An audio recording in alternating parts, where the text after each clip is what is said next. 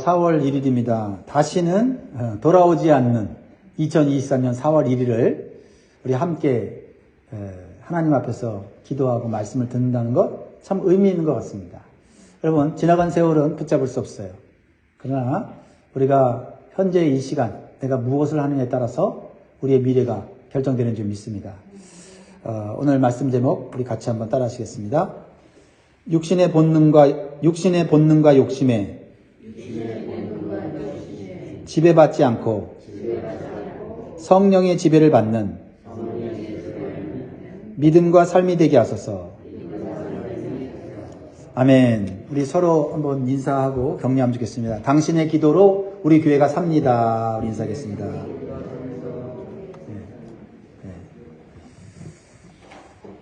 자, 오늘 본문은요, 예수님을 믿는 성도가 반드시 지켜야 할 것이 있음을 가르쳐주고 있어요. 그게 뭘까요? 여러분, 반드시 지켜야 될 거 한 가지만 얘기하라면 뭐 지키겠어요? 집을 지키겠어요?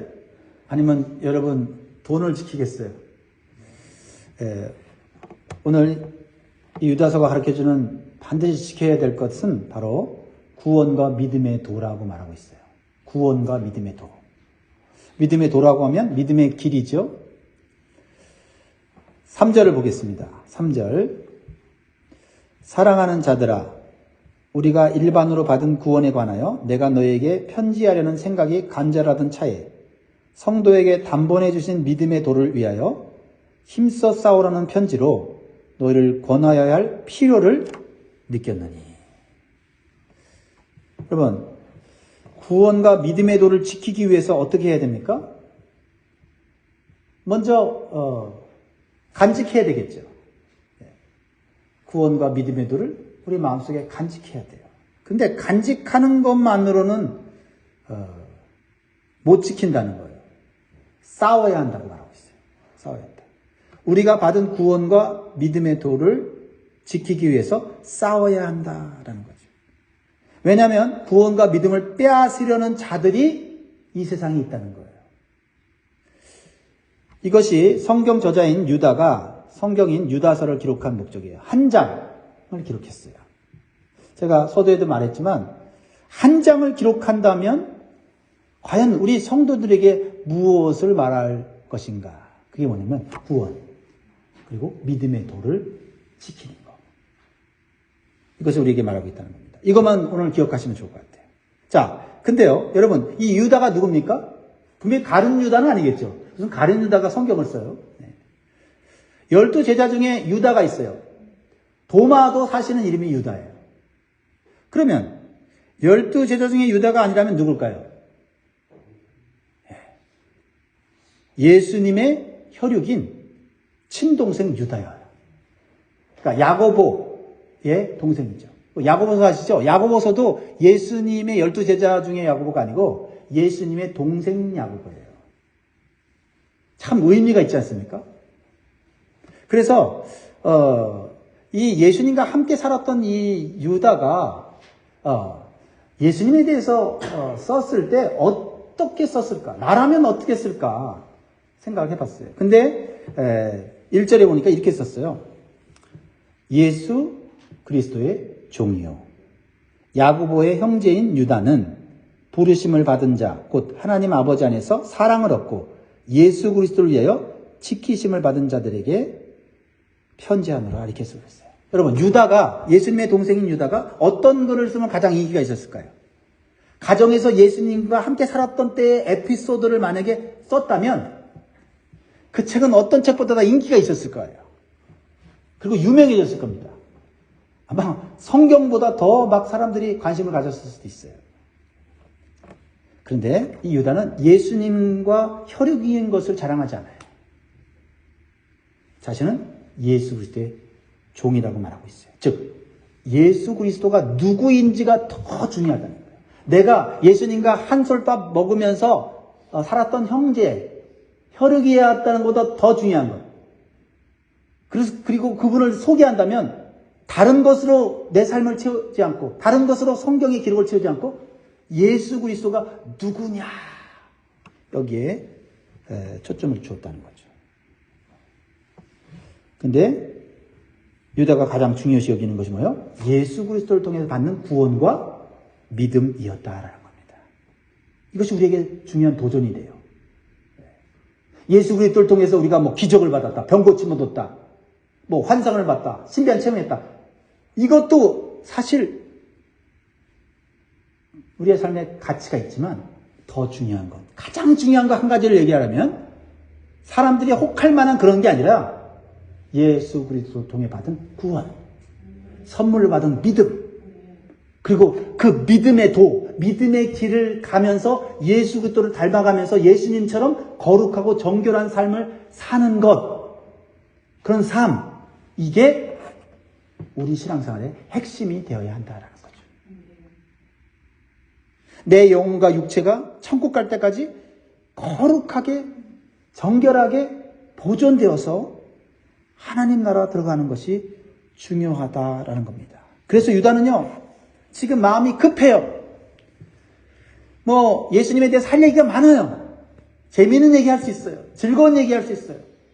근데 유다는 성도의 구원과 믿음의 도를 빼앗으려는 자들이 교회 안에 들어왔기 때문에 그 사람들이 어떤 자인지를 알려주어서 그런 사람들에게 그런 사상에 물들지 않도록 하는 것. 그래서 예수 그리스도가 주신 그 고귀한 구원과 믿음의 도를 지키게 하는 것. 이것이 유다 사도의 간절한 소원이었다는 거죠. 이런 마음을 저와 여러분이 같이 느낄 수 있기를 바랍니다. 자, 4절 보세요. 이는 가만히 들어온 사람 몇이 있습니다. 가만히 들어왔다. 가만히 들어왔다고 말하는 건 뭐예요? 왜 가만히 들어옵니까? 뭔가 의도를 갖고 있는 거예요. 뭔가 악한 의도를 갖고 오는 거죠. 자, 뭔가 볼까요? 4절에 이는 가만히 들어온 사람 몇이 있음이라. 그들은 옛적부터 이 판결을 받기로 미리 기록된 자니 경건하지 아니하여 우리 하나님의 은혜를 도리어 방탕한 것으로 바꾸고 홀로 하나이신 주제 곧 우리 주 예수 그리스도를 부인하는 자니라.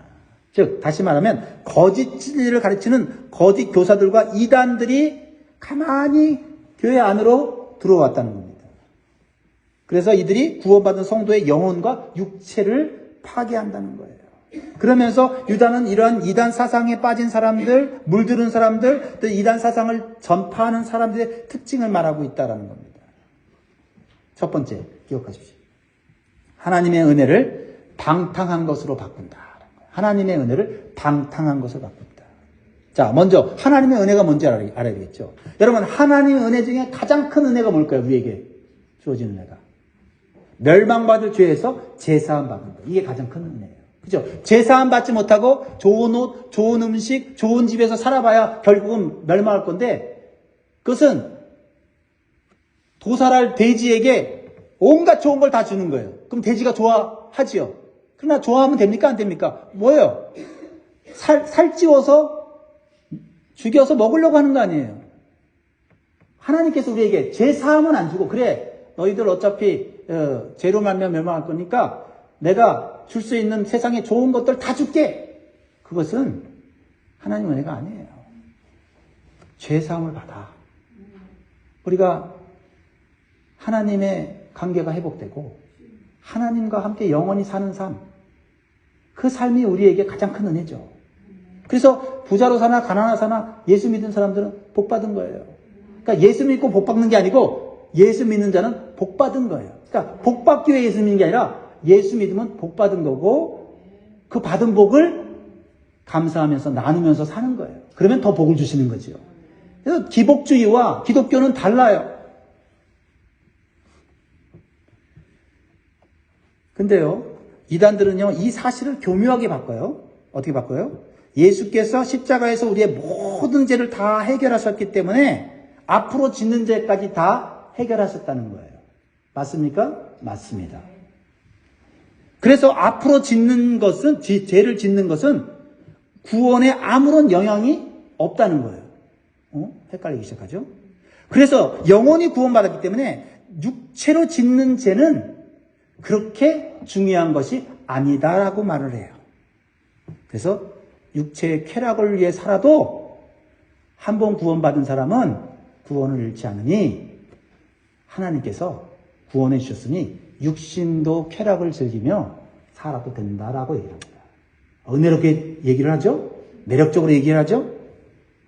그것이 성숙하고 교양 있는 성도의 삶인 것처럼 말을 해요.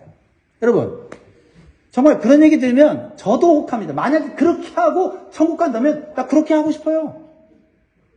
영혼 구원 받았으니 육체는 썩어 문드러질 거니 죄 짓고 마음대로 이제부터는 구원 받기 전까지는 몰라도 구원 받은 후는 이제 육체는 썩어질 거니 세상에 이제 죄를 지어도 어차피 이제는 흙으로 갈 거니 마음대로 쳐라. 그러면 그거 믿고 싶더라고요. 자, 네, 보세요. 처음 예수 믿고 성령을 받으면 우리에게 어떤 현상이 일어나요? 먼저 생각나는 게 지금까지 살았던 삶이 후회가 돼요. 죄를 회개하게 되고 옛 생활과 죄의 습관을 끊어버리게 됩니다. 그리고는 세상과 구별된 삶을 살려고 힘쓰게 돼요. 그게 자꾸 구별이 되기 시작해요. 그게 예수 믿고 성령 받은 사람의 특징이거든요. 그런데 이단 사상을 접하게 되면 유혹을 받게 돼요. 그래서 어떻게 하냐면 세상과 교회 생활을 동시에 즐기면서 살 수 있다라고 얘기를 해요. 매혹적이죠.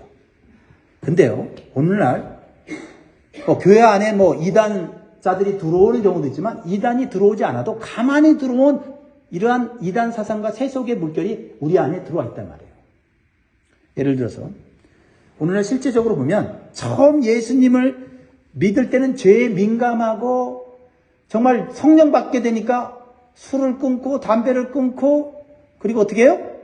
어떻게든 하나님의 말씀대로 거룩하게 살려고 노력을 하게 되죠. 그런데 이러한 초신자들이 오랫동안 예수 믿는 사람들을 딱 보면서 깜짝 놀라는 거예요. 내가 예수 믿고 끊었던 술, 끊었던 죄의 습관들을 오래 믿은 사람들은 난 믿음이 있으니 그런 것에 영향을 받지 않는다고 하면서 즐기고 있는 것을 보면서 깜짝 놀라는 거죠.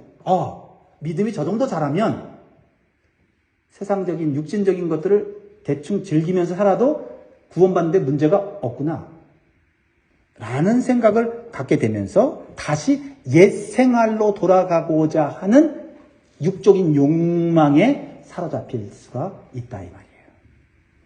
이게 굉장히 무서운 겁니다. 옛날 초대교회는요, 예수 믿는 사람과 안 믿는 사람의 삶의 차이가 확실하게 났어요.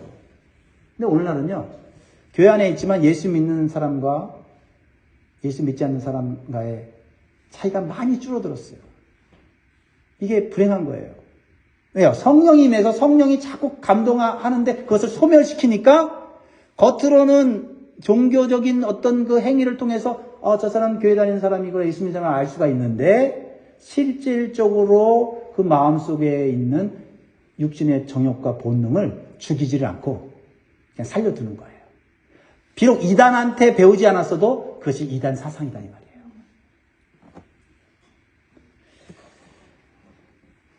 이것이 하나님의 은혜를 방탕한 것으로 바꾸는 죄를 짓는 거예요. 그런데 이러한 외식적이고 경건하지 않은 삶이 노련해 보이고 자유롭게 보일지 모르지만은 그것은 하나님의 심판의 대상이라는 것을 오늘 유다서는 강렬하게 얘기를 하고 있어요. 왜요? 누구나 쉽게 그렇게 외식적인 이중적인 삶에 빠질 수 있으니까요. 자, 두 번째로 또 한 가지 이단 사상에 빠진 사람의 특징이 뭐냐면 홀로 하나이신 주제 곧 우리 주 예수 그리스도를 부인하는 자입니다. 홀로 하나이신 주제 곧 우리 주 예수 그리스도를 부인하는 자입니다. 간단하게 했지만 여기는 엄청난 신학적인 교리적인 내용이 담겨져 있어요. 자, 쉽게 얘기하자면 왜 이들은 예수 그리스도를 부인합니까? 여러분 교회 안에 이단자들이 들어와서 예수 그리스도는 주님이 아닙니다. 구세주가 아닙니다. 라고 부인하면 누가 그 사람을 따라가겠어요? 안 따라갑니다. 예수 그리스도를 주라고 입으로는 시인해요. 근데 입술로는 고백하지만 삶으로는 주님을 나의 삶의 주인이라고 인정하지 않는다 이 말이에요. 마음으로 그렇게 하지 않기 때문이에요. 왜냐하면 육신의 본능과 욕심을 채우려는 삶에 빠져 있기 때문이에요. 예수님을 홀로 하나이신 주제로 모신다는 것, 주권자로 모신다는 것은 예수님께서 말씀하신 것을 삶 속에서 순종하고 실천하는 거예요. 그러면 어떻게 되면 육신의 정욕과 본능을 죽이는 거룩한 삶을 날마다 추구해야 돼요. 너희 눈이 죄를 짓거든 어떻게 눈을 뽑아버려요. 마음으로 여자를 보고 음욕을 품으면 간음했다. 아니 실질적으로 간음하지 않았는데 마음으로 음욕을 품으면 간음했다 그러니까 그 말씀을 들으면 또 나 자신과 싸워야 되잖아요. 그렇죠? 그러면서 자기를 죽이게 된단 말이에요. 이게 보통 힘든 일이 아닙니다. 그러니까 성령의 도우심이 없이는 우리는 할 수가 없어요. 날마다 우리가 하는 말을 내뱉어 놓고 집에 가서는 밤에 잘 때 내가 내뱉은 말에 대해서 주님 앞에 회개하게 되는 거예요. 왜 그래요? 내 삶의 주인이 예수님인 거예요. 근데 어느 날 시간이 흐르고 나면 그런 삶이 너무 피곤하고 힘들어. 피 흘리면서 전쟁하는 것 같아서 그냥 마음을 탁 놓고 싶어요. 정신줄 놓고 싶어요. 그래서 겉으로는 얼마든지 주님을 위해 봉사하고 헌신하는 것은 하지만 내 마음과 내 입술을 지키는 것은 이제는 도저히 힘들어. 그런데 이단들의 특징이 바로 그거라는 거죠. 겉으로는 예수님을 주로 말하면서도 실제의 삶 속에서는 자신이 주인이 되어서 교묘하게 성경 해석을 해서 적당히 육체의 본능과 욕심을 따라 살게 해주는 것. 나는 예수님을 입술만이 아니라 마음으로, 삶으로 주님으로 모시고 있는지 한번 생각해 보라는 말씀입니다. 예수님을 인생의 주인으로 모시고 사는 사람은 육체의 본능과 욕심의 지배를 받지 않으려고 노력하는 거예요. 그러니까 이거는 아무도 안 알아줘요. 교회에서도 안 알아줍니다. 그래서 교회 안에서는 한 번 더 예배 나오고 한 번 더 봉사하고 한 번 더 사람들에게 어떤 눈에 보이는 사랑을 베푼 거 그거 알아두지 내가 한 말, 내 마음에 품었던 그런 음란한 마음, 교만한 마음, 미워하는 마음, 시기한 마음 이거 막 안 하려고 막 보이지 않는 곳에서 막 애쓰고 힘쓰는 거 이거 안 알아준다니까요. 그러니까 어느 시점에서 그걸 내려놓는 거지. 될 대로 돼야. 근데 우리가 싸워야 될 것은 그거다 이 말이야. 주님이 알아주시니까.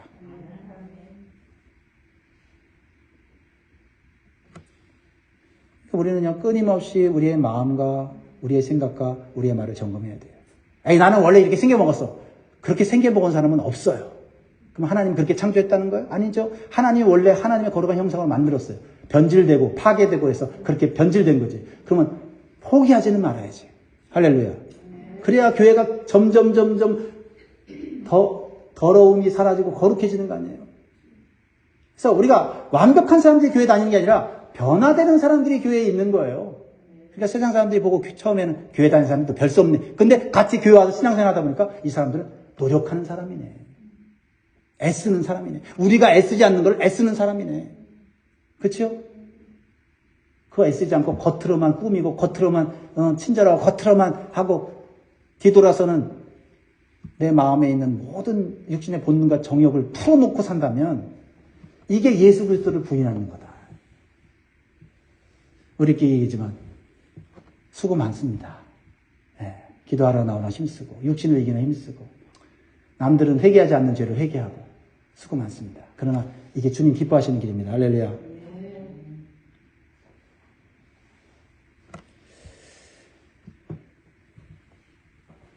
이단의 사상을 가진 사람들은요, 자신을 인생의 주인으로 생각하며 사는 사람이고, 주님이 기뻐하는 일보다는 자신이 좋아하는 일을 우선시 여기고, 육체의 본능과 욕심을 만족시키는 일에 더 집중하는 사람입니다. 다시 한번 마음에 새기면 좋겠고요. 자, 한번 여러분 이 말씀을 한번 적용해 보시고요. 예수 믿고 나서 죄를 짓고 나면 가슴 아파하며 회개하는 마음이 먼저 생기십니까? 아니면 하나님은 사랑이 많으시니까 적당히 눈 감아주고 다 알아서 용서해 주시겠지 생각하면서 죄를 가볍게 생각하십니까? 아니면 죄인 줄 알면서도 영적으로 무뎌져 있습니까?